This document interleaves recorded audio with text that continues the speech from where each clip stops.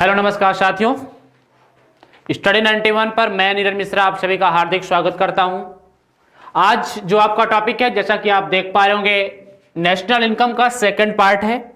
हम लोगों ने फर्स्ट पार्ट को बहुत ही शानदार तरीके से नेशनल इनकम को कंप्लीट किया था और नेशनल इनकम के इस सेकंड पार्ट में हम कुछ विशेष चीजों को सीखने वाले हैं। जैसा कि आप देख पा रहे होंगे, यहां पर आपको कुछ चीजें दिखाई गई हैं। जैसे ए पार्ट्स आप देखेंगे तो आपको पता चलेगा यह जीडीपी है, जीएनपी है, एनएनपी है, एनडीपी है, सारी चीजें। और आप पिछला लेक्चर्स, जो भी लोगों ने पिछले लेक्चर्स को नहीं देखा है, आप जाकर के जरूर देखिएगा। नेशनल इनकम का जो फर्स्ट लेक्चर्स है वो आपके बीच में प्रोवाइड कराया जा चुका है। मैंने आपको बताया था कि इसका सेकेंड लेक्चर्स भी बहुत जल्द हम आपके बीच में लाने वाले हैं। तो आज हम लोग भारतीय अर्थव्यवस्था में जो सबसे जबरदस्त और सबसे इंटरेस्टेड टॉपिक है नेशनल इनकम, उस पर बात करेंगे पार्ट 2 पर। तो सभी लोग एक बार वीडियो को जबरदस्त तरीके से शेयर करेंगे अपने दोस्तों तक। और आज हम बात करेंगे नेशनल इनकम के पार्ट 2 में। तो पहली बात तो यह समझने का प्रयास करिएगा कि जो नेशनल इनकम की गणना होती है वह किसी एक निश्चित समय या निश्चित वित्तीय वर्ष में की जाती है। अगर आप ध्यान से पुराने लेक्चर्स को सुना होगा तो मैंने आपको जीडीपी और जीएनपी इन दोनों के बारे में बहुत ही शानदार तरीके से बताने का प्रयास किया था और मैं उम्मीद करता हूं कि आप लोग बहुत ही शानदार तरीके से उसको कवर भी किए होंगे। तो देखिए, जीडीपी और जीएनपी में मैंने जो आपको पढ़ाया है वह क्या है कि जो जीडीपी होता है ना, वो वस्तुओं के मूल्यों की गणना की जाती है। जैसे मान लीजिए मोबाइल है, समझने का प्रयास करना साथियों, बहुत ही अच्छा एग्जांपल आपको बता रहा हूं। मोबाइल है, टीवी है, बुक है, नोटबुक है, ये जो सब बनते हैं, इसका जो मूल्य है एक वित्तीय साल में, वही देश की जीडीपी होती है। अब इसको बहुत गहराई से समझने के लिए आपको पिछले लेक्चर्स में जाना होगा। और अब कहां, देश के अंदर, कहां बनने चाहिए? देश के अंदर बनने चाहिए। देश के अंदर बनने चाहिए। अच्छा, ये तो हो गया जीडीपी। लेकिन जीएनपी का मतलब होता है देश के अंदर भी बने और देश के बाहर भी बने। समझिएगा, एक एग्जांपल बता रहा हूं। जैसे मान लीजिए राजेश भाई साहब हैं। ये राजेश नाम का कोई बंदा है, वह भारत में यानी इंडिया में और चाइना में दो जगह पर प्रोडक्शन करते हैं, उत्पादन करते हैं। इंडिया में इन्होंने 5,000 रुपए का पेन बनाई और ये भाई साहब चाइना में भी जाते हैं, 5,000 का पेन बनाते हैं। ये हैं कहां के? इंडिया के। राजेश जी कहां के हैं? इंडिया के हैं। एक दूसरा व्यक्ति है स्मिथ नाम का, वह कहां का है? चाइना का है। समझिएगा, वह क्या करता है कि भारत में 10,000 रुपए की बुक बनाई। कहां का है? चाइना का है। और यह चाइना के अंदर भी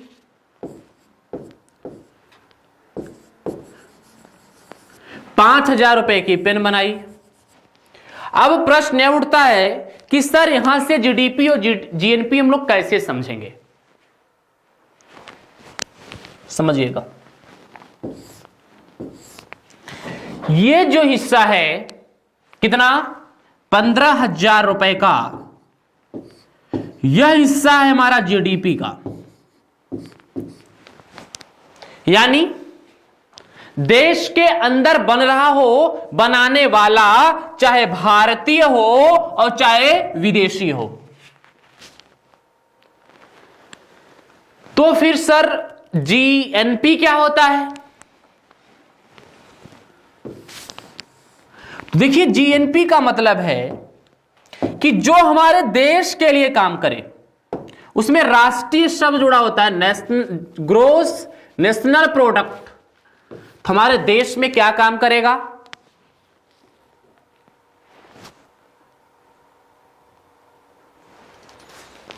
ये 5,000 रुपए का जो पेन बनाया था राजेश जी ने, कहां पर? भारत में। और ये राजेश जी ने जो 5,000 रुपए का पेन कहां पर भी बनाया था? चाइना में। लेकिन बनाने वाला कौन था? राजेश। और कहां का? इंडियन। चीजों को समझिएगा। तो ये जो जीएनपी होगी ना, वह कितने की हो जाएगी? 10,000 रुपए की। अब आपको समझ में आ गया जीडीपी क्या होता है और जीएनपी क्या होता है। मैंने वहां पर बहुत विस्तार से बताया, लेकिन उसका निष्कर्ष निकालकर मैंने आज यहां पर आपके सामने रखने का प्रयास किया है। अब आपको समझना चाहिए कि जो जीएनपी होता है वह देश के अंदर एवं बाहर केवल भारतीयों के द्वारा जो उत्पादन हो। क्योंकि भैया ये जो यहां बनाएंगे ना, ये स्मिथ महोदय जो 10,000 की कॉपी यहां पर बना रहे हैं, किताब यहां पर बना रहे हैं ना, ये लेकर के चले जाएंगे चाइना। ये हमारे राष्ट्र के काम का नहीं है, यह हमारे राष्ट्र के काम का नहीं है। तो हमारे काम का क्या होगा कि जो राजेश भाई साहब ने यहां पर बनाया 5,000 का और यहां पर भी बनाया, ये दोनों को जोड़ देंगे, क्योंकि ये लेकर के आ रहेंगे इंडिया, और यह हो जाएगा जीएनपी का हिस्सा। और एक देश के अंदर बने, चाहे राजेश भाई साहब बनाए चाहे स्मिथ भाई साहब बनाए, और यह होगी जीडीपी। और एक 10,000 यह होगी जीएनपी। अब आपको समझ में आ गया ना? बोलिए यस और नो। बहुत स्पष्ट तरीके से मैं आपको समझाने का प्रयास कर रहा हूं। अब चलिए हम लोग इसमें आगे बढ़ते हैं। और आज की क्लास में आप इसका स्क्रीनशॉट भी अपने पास रख सकते हैं। आपको डिस्क्रिप्शन बॉक्स में पीडीएफ का लिंक प्रोवाइड होगा, आप वहां से डाउनलोड भी कर सकते हैं। तो चलिए अब हम लोग यह देखेंगे, ये बताइए, जैसे कोई 10 ठो बल्ब बना रहा है, 10 बल्ब कोई बना रहा है, तो उसमें से हो सकता है कि एक बल्ब खराब हो। आपने देखा था कि जितना माल बने, जितना माल बनता है, वह जीडीपी या जीएनपी का हिस्सा होता है। जैसे मान लीजिए ये 10 बल्ब बना, यह जीडीपी का हिस्सा हो गया। लेकिन इस 10 में से एक बल्ब हो गया खराब।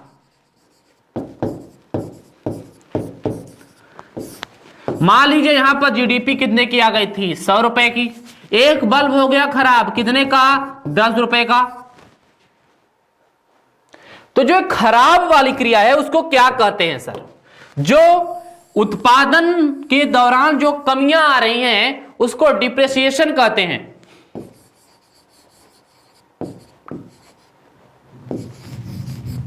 क्या बोलते हैं? डिप्रेशिएशन, यानी मूल्यह्रास, कमियां। आपने देखा ये जो 100 रुपए जीडीपी है, लेकिन इसमें 10 रुपए की कमी भी आई है। जीडीपी का मतलब होता है सकल, संपूर्ण।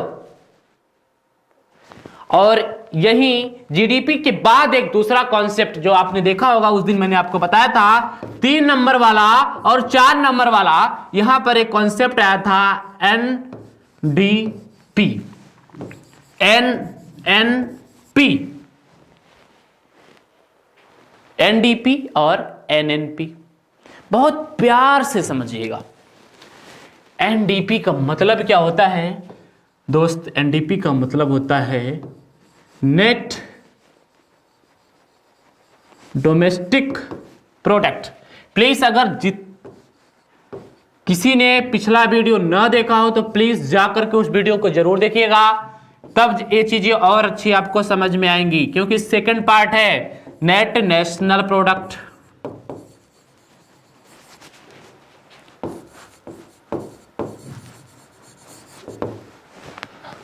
अगर हम लोग इसको हिंदी में देखने का प्रयास करें तो नेट का मतलब होता है निवल, निवल मतलब शुद्ध, नेट का मतलब निवल, डोमेस्टिक का मतलब घरेलू, प्रोडक्ट का मतलब उत्पाद। अब ये तो सारी चीज आप जानते हैं। घरेलू उत्पाद का मतलब क्या होता है, देश के अंदर बनने वाला। एग्जाम्पल ही बड़ा शानदार तरीके से मैंने आपको बता दिया, एकदम ऐसा एग्जाम्पल बता दिया है ना कि आप कभी भी नहीं भूलोगे, कभी भी नहीं भूलोगे, मेरी गारंटी है। अब क्या सर, देखिए यहां पर एक चीज देखी होगी आपने, जीडीपी। जीडीपी का मतलब होता है सकल वैल्यू, लेकिन अभी मैंने आपको एक चीज और बताई थी, जीडीपी के पहले जब बता रहा था एक कमियां मूल्यह्रास। भैया सकल वैल्यू में से मूल्यह्रास को अगर घटा दें तो हमारी शुद्ध वैल्यू मिल जाएगी। बोलिए सर नो। मूल्यह्रास का मतलब क्या होता है, उत्पादन के दौरान वस्तुओं एवं सेवाओं के जो कीमत होती है उसके मूल्यों में होने वाली गिरावट। जो हम फैक्टर लगा रहे हैं, जो उसमें औजार हथियार का प्रयोग कर रहे हैं, उनके मूल्यों में होने वाली जो गिरावट है, कमियां हैं, वही होता है मूल्यह्रास। देखिए आपको बहुत ही सरलता से चीजों को समझना है, ठीक है। तो देखिए क्या है, समझिएगा। जीडीपी में से अगर मूल्यह्रास को घटा लिया जाए, इसको जीडीपी में से मूल्यह्रास को घटा दिया जाए तो एनडीपी मिल जाता है। नोट करिएगा, ये आपके एग्जाम में पूछा जाने वाला फार्मूला है। जीडीपी में से मूल्यह्रास, अच्छा देखिए क्यों घटाते हैं, क्योंकि भैया बताया कि जीडीपी जो है ना वह एक सकल वैल्यू है, होल वैल्यू है। जीडीपी क्या है, संपूर्ण वैल्यू है, और उस संपूर्ण वैल्यू में से अगर हम उस कमियों को निकालेंगे तो निवल यानी शुद्ध जीडीपी हमको मिल जाएगी, और शुद्ध जीडीपी का मतलब एनडीपी। और उसी प्रकार अगर हम एनएनपी निकालना चाहें तो आप लोग कमेंट कर सकते हैं। जीएनपी में से मूल्यह्रास को घटा देंगे तो हमारा क्या मिल जाएगा, मूल्यह्रास को इंग्लिश में डिप्रेसिएशन कहते हैं। डिप्रेसिएशन का मतलब होता है वस्तुओं एवं सेवाओं की कीमतों में गिरावट। कब, उत्पादन के दौरान। जैसे मान लीजिए 50 किलोग्राम का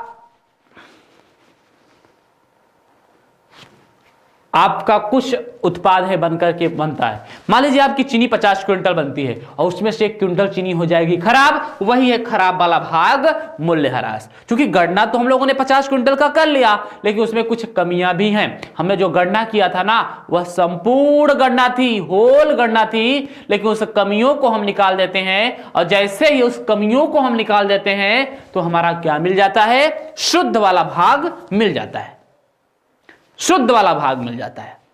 ठीक, तो आप लोगों ने जीडीपी, जीएनपी, एनएनपी और एनडीपी तीनों को देख लिया।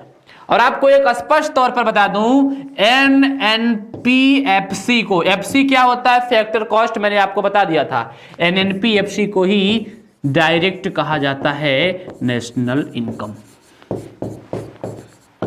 एनएनपीएफसी को ही क्या कहा जाता है, डायरेक्ट नेशनल इनकम कहा जाता है। अब तो समझ में आ गया होगा ना, एनएनपीएफसी को डायरेक्ट क्या कहते हैं, नेशनल इनकम कहते हैं। चलिए इसका भी स्क्रीनशॉट लेना है तो ले लीजिएगा, वीडियो को शेयर करिएगा दोस्तों तक। अब हम लोग बात करेंगे राष्ट्रीय आय मापन की विधियां, नहीं राष्ट्रीय आय मापन की विधियां हम लोग बाद में देखेंगे। पहले हम एक और प्रक्रिया देखेंगे। क्या देखेंगे, एक जीवीए भारत ने लागू किया, जीवीए। ये जीवीए क्या होता है तो ये देख ही लेते हैं। इसको इंग्लिश में बोलते हैं ग्रोस वैल्यू एडेड,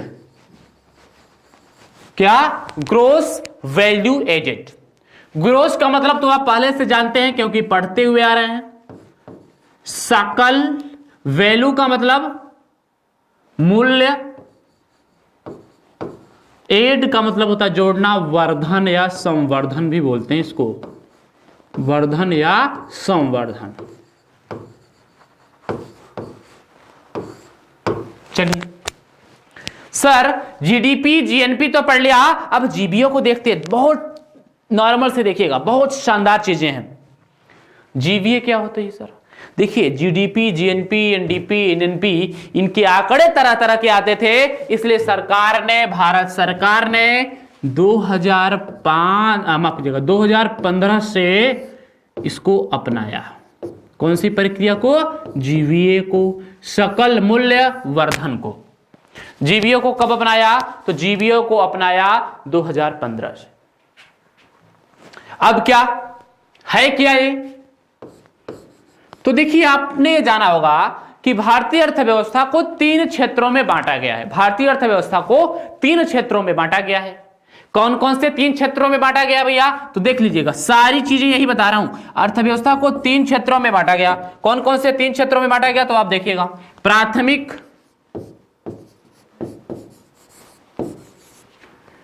द्वितीयक और तृतीयक। प्राथमिक, द्वितीयक और तृतीयक, इन 3 क्षेत्रों में बांटा गया। प्राथमिक क्षेत्र को कृषि कहते हैं, कृषि क्षेत्र भी कहते हैं। लिख दे रहा हूं ताकि आपको पढ़ने और समझने में आसानी हो जाए। द्वितीयक क्षेत्र को उद्योग भी कहते हैं और तृतीयक क्षेत्र को सेवा क्षेत्र भी कहते हैं। क्या? प्राथमिक को ये हो गया। क्या इसकी डिफिनेशन होती है? किसी एक वित्तीय वर्ष में, एक वित्तीय वर्ष की बात अगर भारत से करेगा तो 1 अप्रैल से 31 मार्च की गणना होगी। तो किसी एक वित्तीय वर्ष में अर्थव्यवस्था के तीनों क्षेत्रों, तो अर्थव्यवस्था के तीनों क्षेत्रों कौन है भैया? यही है। किसी एक वित्तीय वर्ष में अर्थव्यवस्था के तीनों क्षेत्रों में उत्पादित वस्तु एवं सेवा के मूल्यों का योग ही जीवीए कहलाता है। मतलब आप समझ गए होंगे। मान लीजिएगा, कृषि क्षेत्र का प्रोडक्शन कितने का है? 100 करोड़ का है। इंडस्ट्री सेक्टर में प्रोडक्शन कितने का है? 200 करोड़ का है। माना, ठीक। और सेवा क्षेत्र में प्रोडक्शन कितने का है? 350 करोड़ का है। तो जो जीवीए होगा, क्या? ग्रोस वैल्यू एडेड, जो जीवीए होगा वह होगा कितना? 2 1 3 3 6 650 करोड़ का। अब तो आप समझ गए होंगे जीवीए क्या होता है। जीवीए यही होता है कि अर्थव्यवस्था के तीनों क्षेत्रों में उत्पादित वस्तु एवं सेवा का मौद्रिक मूल्य का योग। अर्थव्यवस्था के तीनों क्षेत्र में उत्पादित वस्तु एवं सेवा के मौद्रिक मूल्यों का योग क्या कहलाता है? जीवीए कहलाता है। अब भारत ने इसको कब अपनाया? 2015 से अपनाया। अगर डिफिनेशन लिख रहे होंगे कोई लोग तो लिख सकते हैं, किसी एक वित्तीय वर्ष के दौरान देश की सीमा में अर्थव्यवस्था के तीनों क्षेत्रों में उत्पादित वस्तु एवं सेवा का अंतिम मौद्रिक मूल्य जीवीए यानी ग्रोस वैल्यू एडेड कहलाता है। एग्जाम्पल भी मैंने आपके सामने दे दिया कि मान लीजिए कृषि क्षेत्र में कितना प्रोडक्शन हो रहा है? 100 करोड़ का। द्वितीय क्षेत्र में यानी उद्योग क्षेत्र में 200 करोड़ का। तृतीय क्षेत्र में कितना प्रोडक्शन हो रहा है? 350 करोड़ का। तो कुल जो 650 करोड़ का प्रोडक्शन होगा उसी को क्या बोलेंगे? जीवीए बोलेंगे। और जीवीए बढ़ता घटता कैसे है? सपोज करिए कि 2019-20 में जीवीए कितना था? इतना था। एग्जाम्पल दे रहा हूं भैया, ऐसा नहीं है कि सोच लो, ये एग्जाम्पल है। और 2020-21 में 2020-21 में यह बढ़ करके कितना हो गया? मान लीजिए 700 करोड़ हो गया।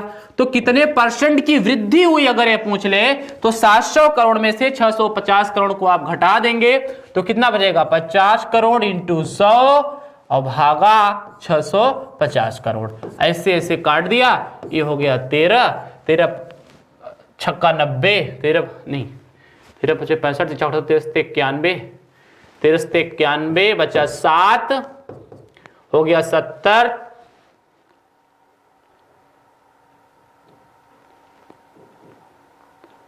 13 पचा 65, फिर 5, तो 13 चौका 52, लगभग इतना परसेंट वृद्धि हो गया। यही होता है इसका सिस्टम।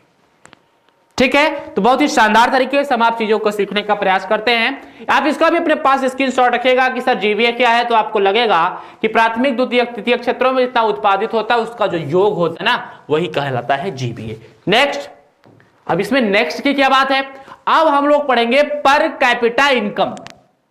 क्या पढ़ेंगे, प्रति व्यक्ति आय। देख लो क्या होता है पर कैपिटा इनकम, यानी प्रति व्यक्ति आय। प्रति व्यक्ति आय, ये प्रति व्यक्ति आय क्या होता है भाई, देखिएगा अगर आप ध्यान से समझेंगे तो प्रति का मतलब होता है प्रत्येक, व्यक्ति का मतलब होता है लोग, आय का मतलब होता है अर्जन, यानी प्रत्येक लोगों की आय क्या कहलाती है, प्रति व्यक्ति आय कहलाती है। तो एक एग्जांपल के माध्यम से इसको समझने का प्रयास करते हैं। देखिएगा प्रति व्यक्ति आय कभी भी नहीं भूलेंगे। मान लीजिए आपका परिवार है, आपके परिवार में 10 मेंबर है, आपके परिवार में 10 मेंबर है, उसमें से 2 लोग हैं टीचर, जिनकी पेमेंट है कितनी की, 30 की, 30,000 की, तो कितना आता है 60,000। इसमें से 3 लोग किसानी करते हैं, फार्मिंग का कार्य करते हैं, समझिएगा, और मान लीजिए वो किसानी से कितना पैदा कर लेते हैं, 20,000। कितने हो गए, 5 लोग। 3 लोग कुछ नहीं करते, 2 लोग डॉक्टर हैं, उनकी पेमेंट है 50,000 रुपए की, वह साल भर में कितना कमाते हैं, 1 लाख।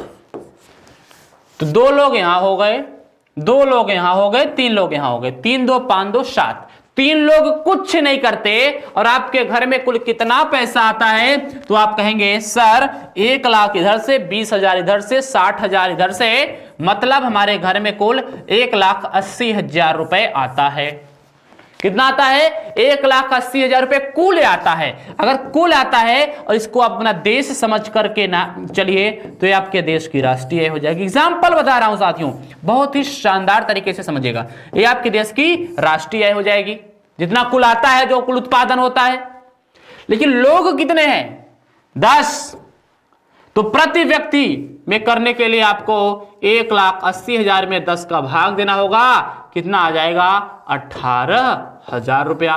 जो प्रति व्यक्ति आय, यानी प्रत्येक व्यक्ति के हिस्से में आने वाली जो संपत्ति या रकम होती है, उसी को प्रति व्यक्ति आय कहा जाता है।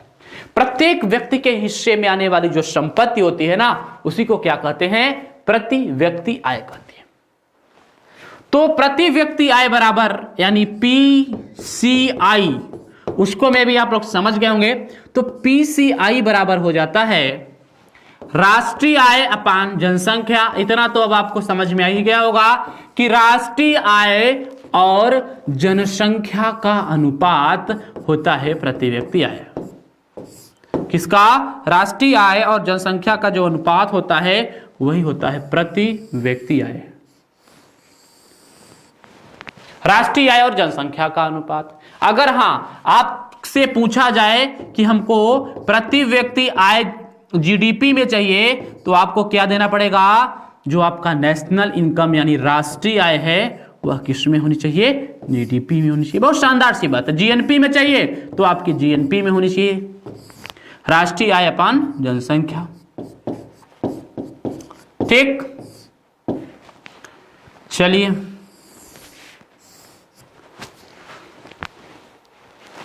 क्या है, राष्ट्रीय आय अपान जनसंख्या। तो प्रत्येक व्यक्ति के हिस्से में जो संपत्ति आती है, प्रत्येक व्यक्ति के हिस्से में जो रकम आती है, उसी को कहा जाता है राष्ट्रीय आय। कौन सा, प्रति व्यक्ति आय। चलिए अब इसमें क्या है, कुछ गणनाएं हैं कि सर भारत की प्रति व्यक्ति आय कितनी है, कितनी थी, सबसे पहले किसने क्या किया। कुछ आपको फैक्ट दिए जा रहे हैं जो आपके एग्जाम के पॉइंट ऑफ व्यू बहुत इंपॉर्टेंट होंगे। तो साथियों चलिए अब हम लोग बात करेंगे कुछ विशेष चीजों पर। पॉइंट नंबर 1, भारत में सबसे पहले राष्ट्रीय आय का अनुमान, भारत में सबसे पहले राष्ट्रीय आय का अनुमान किसने लगाया था? जल्दी से बताओ सभी लोग कमेंट्स करके, जितने लोग लाइव चल रहे हो, कि भारत में राष्ट्रीय आय का अनुमान सबसे पहले किसने लगाया था? भारत में राष्ट्रीय आय का अनुमान सबसे पहले किसने लगाया था? बताइए भैया। राष्ट्रीय आय का अनुमान सबसे पहले किसने लगाया था? बहुत सही, किसने लगाया था? दादा भाई नौरोजी ने। तो देखिए सबसे पहले, वो भी कब? 1867-68 में। भैया बहुत पहले की बात है यार, 1867-68 में ना सबसे पहले किसने? दादा भाई नौरोजी। नोट कर लो, दादा भाई नौरोजी ने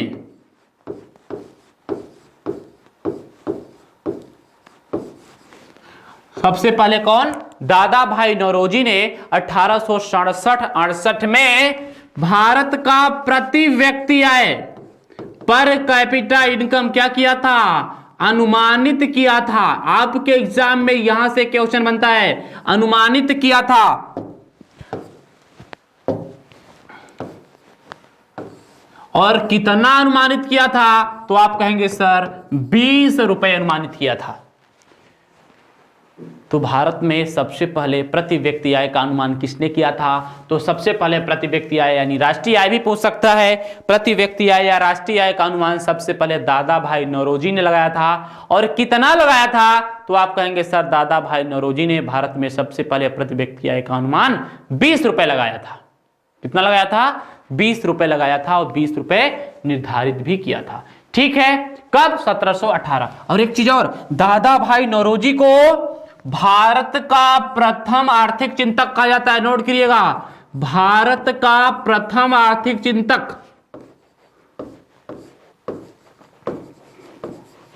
भारत का प्रथम आर्थिक चिंतक। तो भारत का प्रथम आर्थिक चिंतक किसे कहा जाता है? तो भारत का प्रथम आर्थिक चिंतक दादा भाई नौरोजी को कहा जाता है। प्रथम पूछे तब, लेकिन अगर एग्जाम में पूछ ले भारत का वास्तविक आर्थिक चिंतक, तब क्या करेंगे? तो ये भी लिख लो, लिख लो भाई, सब कुछ लिख लो। भारत का वास्तविक आर्थिक चिंतक, भारत का वास्तविक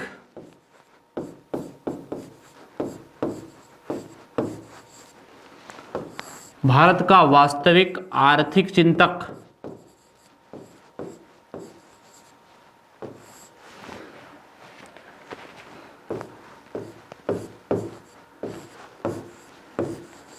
तो भारत का वास्तविक आर्थिक चिंतक कहा जाता है डॉक्टर मनमोहन सिंह को। नोट करिएगा, कब से कहा जाने लगा? वही 1991 से, जब से इन्होंने भारत देश में एलपीजी व्यवस्था लागू की। कब से? 1991 में इनका बड़ा योगदान था भारत देश के एलपीजी व्यवस्था, यानी उदारीकरण, निजीकरण और वैश्वीकरण को लागू करने में, यानी लिबरलाइजेशन, क्या बोलते हैं, लिबरलाइजेशन, प्राइवेटाइजेशन और ग्लोबलाइजेशन, उदारीकरण, निजीकरण और वैश्वीकरण की व्यवस्था को लागू करने के लिए इनका बहुत बड़ा योगदान है, और इसी की वजह से इनको भारत का प्रथम आर्थिक चिंतक भी कहा जाता है। भारत का प्रथम आर्थिक चिंतक भी इनको कहा जाता है। तो आपको ये चीजें समझ में आ गई ना कि भारत का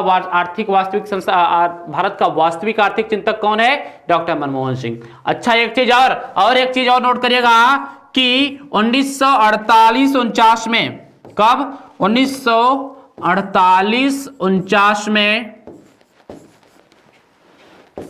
किसका गठन किया गया था? राष्ट्रीय आय समिति का गठन किया गया था। राष्ट्रीय आय समिति का गठन किया गया था। 1948-49 में किसका गठन किया गया? राष्ट्रीय आय समिति का गठन किया गया, जिसके अध्यक्ष का नाम आपके एग्जाम में पूछा जाता है। तो 1948-49 में गठित राष्ट्रीय आय समिति के अध्यक्ष कौन थे? PC Mahalanobis. PC Mahalanobis, PC Mahalanobis साहब का नाम तो सुना ही होगा। तो 1948-49 में गठित राष्ट्रीय आय समिति के अध्यक्ष कौन थे? पीसी महालनोबिस थे। और भारत की दूसरी पंचवर्षीय योजना इन्हीं के मॉडल पर है। ये भी मैं आपको किसी दिन पढ़ाऊंगा जरूर। भारत की द्वितीय पंचवर्षीय योजना, भारत की द्वितीय पंचवर्षीय योजना पीसी महालनोबिस मॉडल पर ही आधारित है। और तीसरे में भी इनका योगदान है, बिल्कुल तीसरी पंचवर्षीय योजना में भी इनका योगदान है। तो इसको भी नोट कर लीजिएगा। द्वितीय पंचवर्षीय योजना तो इन्हीं का मॉडल पर आधारित है, लेकिन तीसरी पंचवर्षीय योजना जिसमें सुखमय चक्रवर्ती, पीसी महालनोबिस और जे सैंडी तीन लोगों ने मिलकर के बनाया था, भारत की तीसरी पंचवर्षीय योजना। ये द्वितीय पंचवर्षीय योजना कब से कब तक थी? तो 1956 से 61 तक थी। ठीक है, अब देखिए क्या करते हैं कि सर भारत में राष्ट्रीय आय, ये तो चीज स्पष्ट आपने बता दिया। अब राष्ट्रीय आय की गणना कौन करता है? राष्ट्रीय आय या प्रति व्यक्ति आय, एक हर साल के हिसाब से ही होती है, वित्तीय वर्ष में होती है।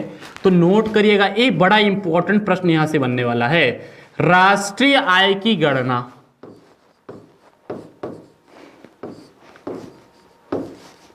क्या? राष्ट्रीय आय की गणना। तो जल्दी से सभी लोग बताएंगे कि भारत में राष्ट्रीय आय की गणना वर्तमान समय में कौन सी संस्था करती है? जल्दी से बताइए कि वर्तमान समय में राष्ट्रीय आय की गणना कौन सी संस्था करती है?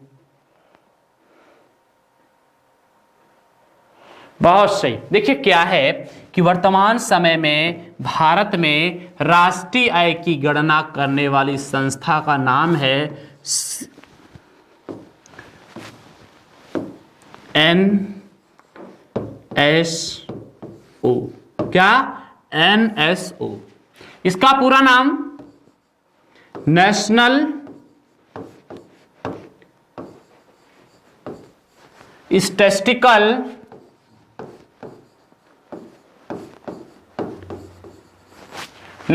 स्टैटिस्टिकल ऑफिस, मतलब केंद्रीय सांख्यिकी कार्यालय। केंद्रीय सांख्यिकी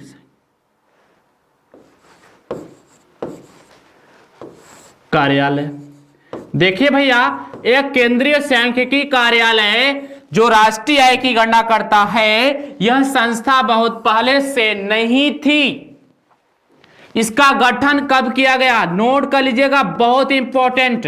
इसका गठन किया गया 23 मई 2019 को। उसके पहले राष्ट्रीय आय की गणना कौन सी संस्था करती थी? तो राष्ट्रीय सांख्यिकी कार्यालय का अगर हेडक्वार्टर पूछा जाए तो आप कह देंगे सर कहां है? न्यू दिल्ली में है। कहां है? न्यू दिल्ली में है। तो इस 23 मई 2019 से पहले कौन सी संस्था कार्य करती थी? बहुत सही, कौन सी संस्था कार्य करती थी?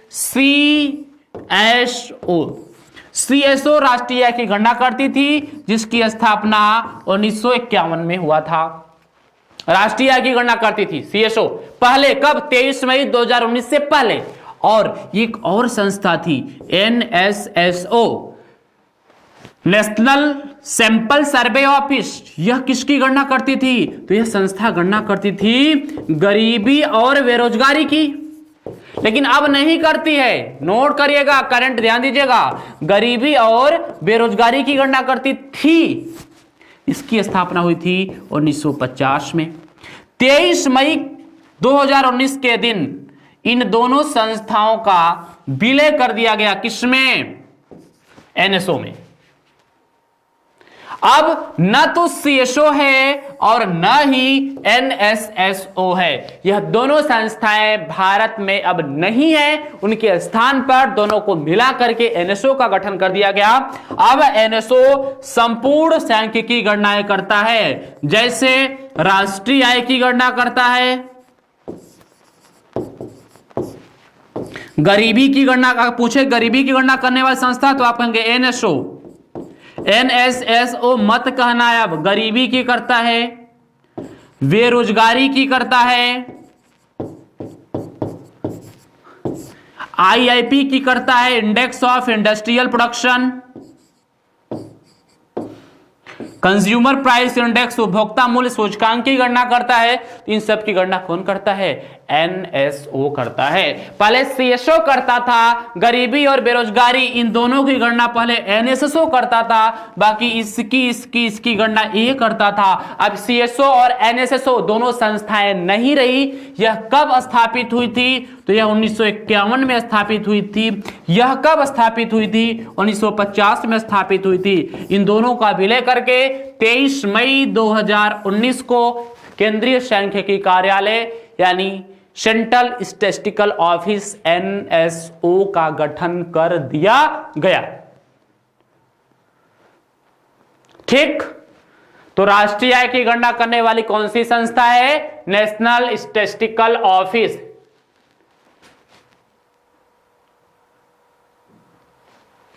ठीक है, बहुत सही। इसका हेडक्वार्टर कहां है भैया? नई दिल्ली में है।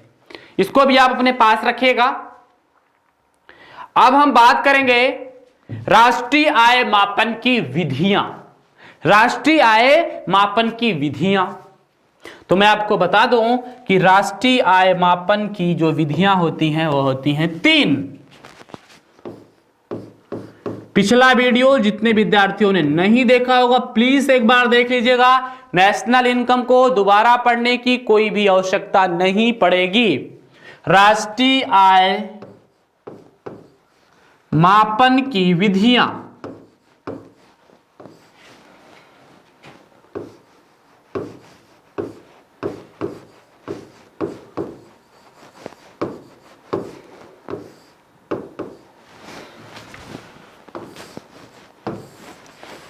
राष्ट्रीय आय मापन की विधियां। देखिए, राष्ट्रीय आय मापन की 3 विधियां हैं भारत में। एक बार कमेंट्स करके सभी लोग बता देंगे कि राष्ट्रीय आय मापन की कितनी विधियां हैं। जल्दी से जबरदस्त तरीके से सभी लोग शेयर करेंगे एक बार पुनः वीडियो को और कमेंट्स करके बताएंगे, क्योंकि यह क्लास लगभग समाप्ति की ओर है। तो साथियों, क्योंकि एक सेशन हो चुका है इस पर, तो राष्ट्रीय आय मापन की 3 विधियां हैं। एक है प्रोडक्शन मेथड, उत्पादन विधि। अबे पढ़ लिए हो, अभी बता रहा हूं। उत्पादन विधि, आय विधि यानी इनकम मेथड, और एक है एक्सपेंडिचर मतलब व्यय विधि। आपके एग्जाम में यहां से क्वेश्चन पूछेगा कि निम्न में से कौन सी विधि राष्ट्रीय आय मापन की नहीं है, या निम्न में से कौन सी विधि राष्ट्रीय आय मापन की विधि है। तो बताइए कितनी विधियां हैं? 3। प्रोडक्शन मेथड, इनकम मेथड और एक्सपेंडिचर मेथड। क्या होती है? तो अगर आप बहुत ही सामान्य तरीके से देखने का प्रयास करें, बहुत नॉर्मल तरीके से देखने का प्रयास करें, तो एक चीज आप बड़े स्पष्ट तरीके से देख सकते हैं। वो क्या देख सकते हैं सर? वह यह देख सकते हैं कि आपने एक चीज देखी है, हम जीडीपी में या जीएनपी में किसको शामिल करते हैं? जो प्रोडक्ट किसी विशेष वित्तीय वर्ष में उत्पादित होता हो। कहां उत्पादित होता हो? किसी विशेष वित्तीय वर्ष में जो प्रोडक्ट उत्पादित होता है, वो प्रोडक्ट होता है, वस्तु और सेवा का जो उत्पादन होता है, उसकी वैल्यू जीडीपी कहलाती है। और वही कार्य है उत्पादन विधि का। आय विधि का मतलब आपने देखा होगा कि जितनी भी वस्तुएं और सेवाओं के उत्पादन में जो साधन प्रयुक्त होते हैं, साधनों को जो आय मिलती है, वही होता है इनकम मेथड। और मूल्यह्रासों के की जाने वाली गणनाएं क्या कहलाती हैं? एक्सपेंडिचर मेथड कहलाती हैं, व्यय विधि कहलाती हैं। देखिए साथियों, मैं अपने हिसाब से बहुत ही शानदार तरीके से आपके संपूर्ण नेशनल इनकम के चैप्टर को 2 भागों में आपके बीच में प्रस्तुत किया है। मुझे उम्मीद है कि आप लोग बहुत ही शानदार तरीके से इस टॉपिक को अपने आप ऊपर लेंगे।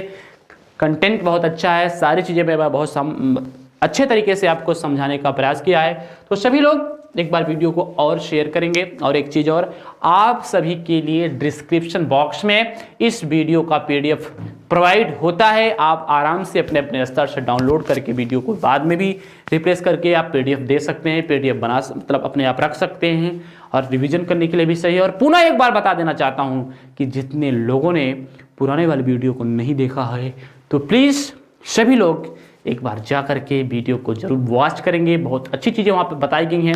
यहां पर मैंने बहुत संक्षेप में आपको बताने का प्रयास किया क्योंकि सारी व्यापकता मैंने वहां पर डाल दी है आपके लिए। लोगों ने बहुत अच्छे तरीके से उसको वॉच भी किया है, तो आप लोग भी जरूर देखें। और लगातार शाम को 8 बजे हम आपके बीच में हमेशा बने रहते हैं।